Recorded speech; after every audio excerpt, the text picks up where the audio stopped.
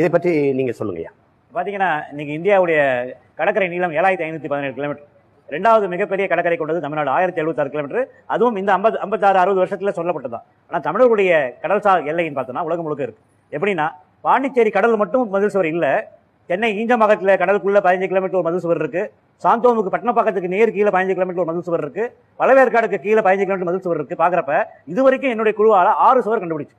அப்ப 6 சுவர் பாக்குறப்ப 16 கிலோமீட்டர் தூரத்துல ஒரு கடலுக்குள்ள 40 மீட்டர் ஆழத்துல மதில் சுவர் இருக்குன்னா தமிழர்களுடைய தொன்மையை நினைச்சு பாருங்க.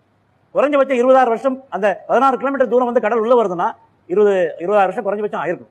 அதே சமயத்துல அரியலூர்ல 116 கிலோமீட்டர் தூரத்துல கடல் இருந்துக்கு தரவு கிடைச்சிருக்கு.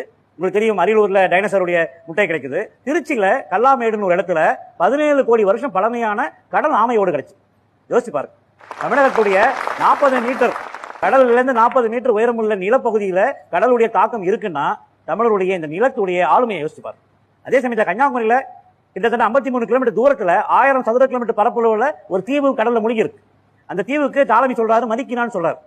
இங்க பாத்தீங்கன்னா பூம்புகார்ல பாத்தீங்கன்னா 65 இடங்கள் இன்னைக்கு மீன்கள் இனப்பெருக்கம் செய்யக்கூடிய இடங்கள் வந்து மூழ்கி போன நிலமா இருக்கு.